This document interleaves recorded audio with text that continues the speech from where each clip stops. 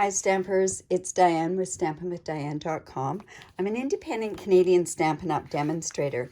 And now if this is your first time joining me on my YouTube or in my studio, make sure that you do click on the subscribe button below. And then that way you'll be notified every time that I upload a new video. So it's very exciting. Celebration is, as I'm recording this, is going to be tomorrow, but celebration starts on January the 5th and goes until February the 28th.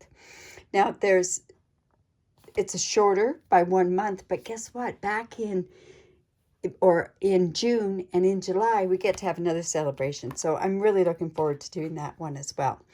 So today what I want to do is I want to use a couple of different items from the celebration, and one is the Darling Donkeys.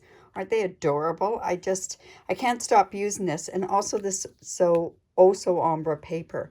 It comes in like the Rich Raspberry, the Bermuda Bay, Rococo Rose, and Granny Apple Green. Just to let you know, Rococo Rose is retiring as of the end or the beginning of May. So just want you to know, if you do like that color of cardstock, make sure that you do purchase it and get it ahead of time, so you avoid disappointment. Okay, I have made this particular card. It's from a sketch challenge that I do every Saturday, but this is one that we had done back in December, and this is the sketch on there.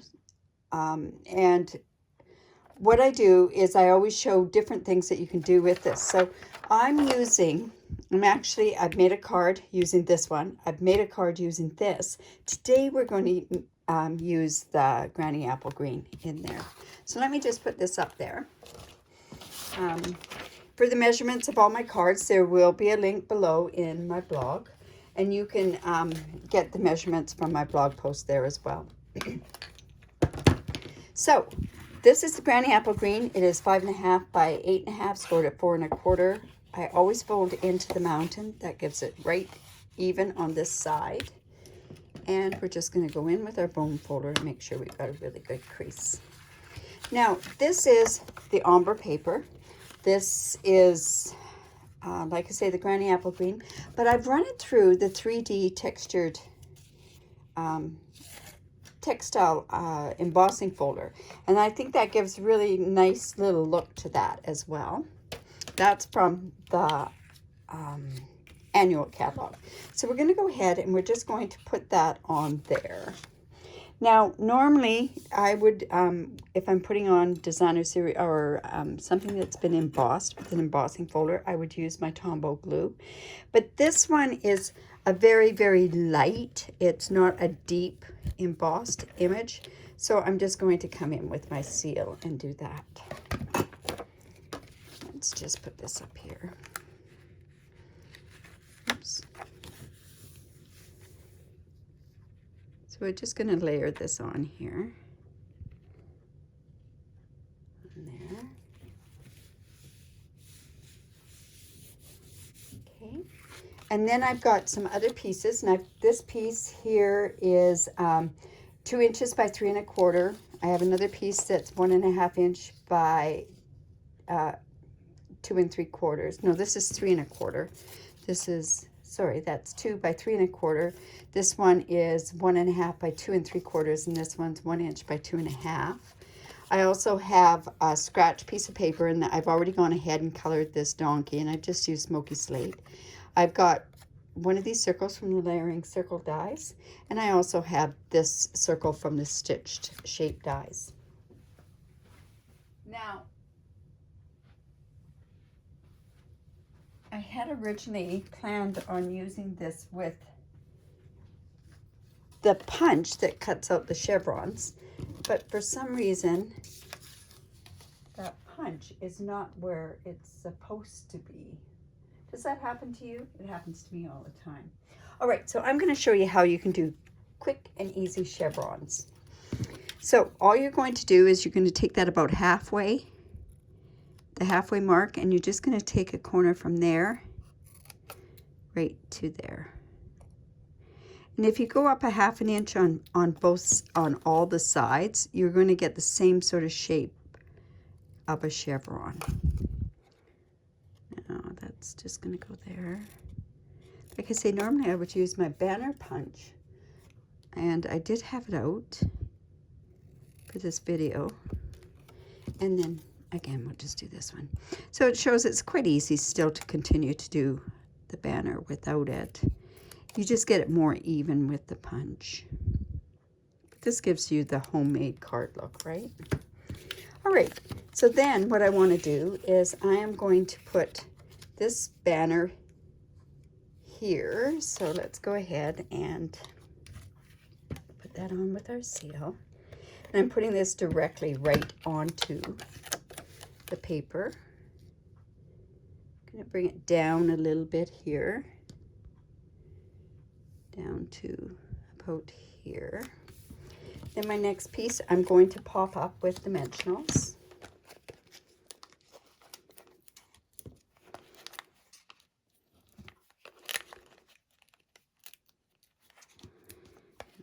Come in with my take your pick tool.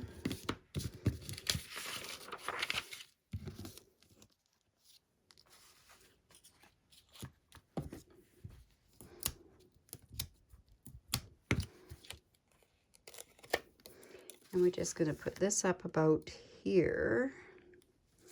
And then I'm coming in with this piece as well. And I'm going to bring this one down here further. So what I'm going to want to do is put the dimensionals on this side here. So I'm just going to actually take some of these dimensionals that would actually come across from the dimensional, the side. Oh my goodness. There we go. And we're just going to put that along that side there. And then I'm going to put the seal on this side because I don't want it popped up like 3 times. So that's the reason why I've gone ahead and just put the dimensionals on that side. Right. So we can put this down about there. So it just gives a bit of dimension like that as well. Now, this is going to be put onto here, but I'm going to wait and do this on there first. So in the stamp set, I'm using the guy that's sitting down. And I want to just stamp an image of him on here. So I'm using the Memento ink. Now, on here, I use the Memento ink, but I also used the blends. So like I say, this is going to go about here. And then I also have these little tiny guys. These, I'm going to put those on there as well. I just want to put that just up about there. And then, because I don't want anything showing through, because I'm actually going to cut that out. I'm just going to go, whoops, I don't know if this is the one I want to use or not. I have one that's almost out of ink. And all I'm doing is just going around the edge here. I should probably do this with the bullet end instead of this end. And this is just so that if you see it underneath, you're going to think, oh my goodness, she colored underneath. But really, I'm just doing the outline of it. Like so.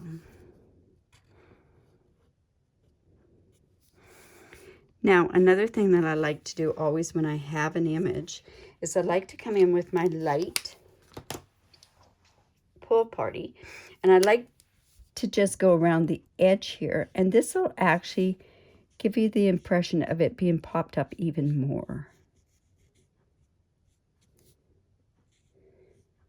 So we're just going around there,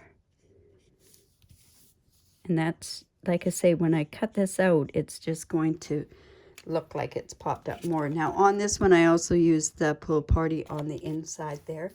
So now this is probably the toughest part of this whole card, is I'm just going to fussy cut this, and I am going to round it fairly close, but then I'm going to show you what I do afterwards if it looks like I've missed a little bit. So remember, when you're fussy cutting, just move the paper.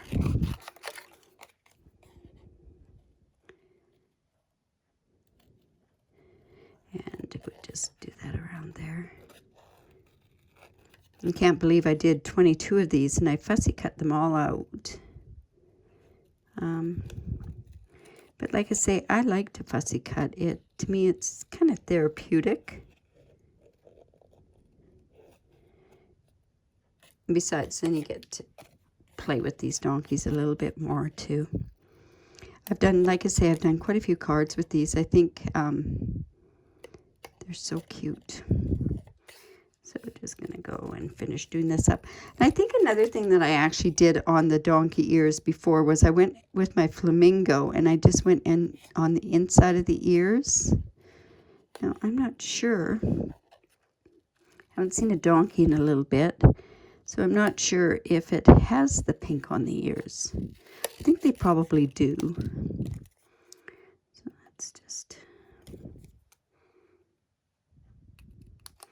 and just cut this out. This part is actually going to be underneath, so it's not going to be something that you're really going to see, like, because it'll show up underneath here as well. Now you have to be careful during this from this tail, so that's why I'm going to come from this other edge, that we don't cut the tail off, because this tail is not showing on this piece here, and I want that piece to be on there. Same with the ear that's up here as well. And just like so. There we go. There. Now, I also want to go back in. I can see this part here has to have a bit of that blue. And then all I did was I came back in with my smoky slate and I just colored around quickly around the edges there, so that the edges of the paper was colored so that you didn't see that white image there. Just like so. And then it looks like we did a good job, right? Okay, and then of course what we want to do is we want to pop that up as well.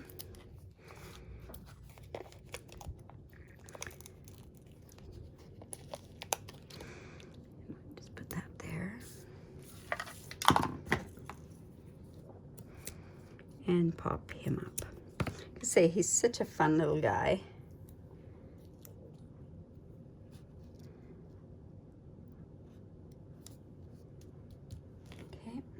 And you can see where that blue, that popped up a little bit there. So now I'm going to lay that on there flat. And then we're going to pop up this part, the scallop circle. Remember, the scallop circle came from the layering circle dies. So there. Now this part is going to go right up here. So this part is going to be put on with seal, so that we don't have that extra height on that particular part. And then we're going to go ahead and put our dimensionals on the other part there.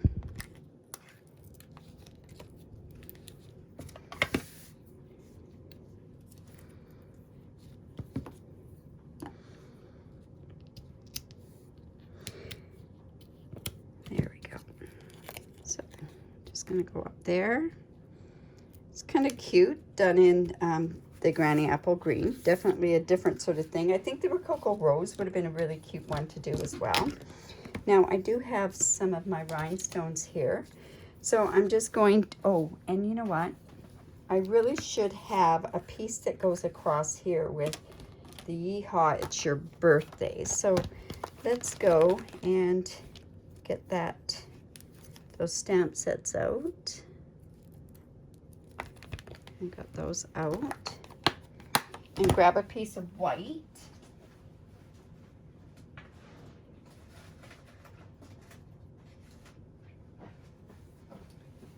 hope I can get this straight. Let's see how we do here. So actually, I think what I might do, let's see if I can put this all on at once. See how it looks. Got my granny apple green. Let's see how that looks all together. That's not too bad. Let's see if I can get this in the middle. Now this is not, I can't see it with the white on white, so see how that works there. That's not too bad. Just going to trim that off, and I'm going to put that on with dimensionals as well.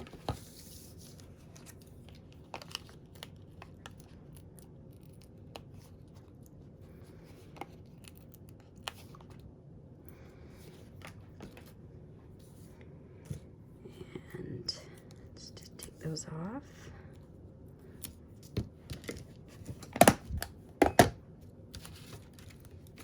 Down here. You know what?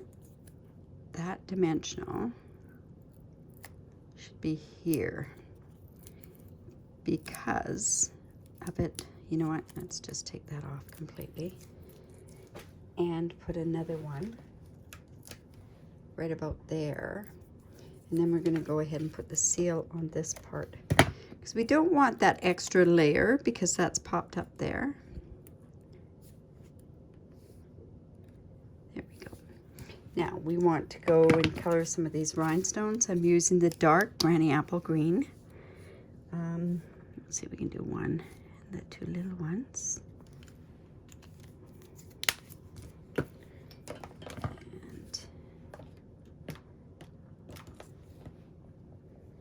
let's see. One up here, or one down here somewhere.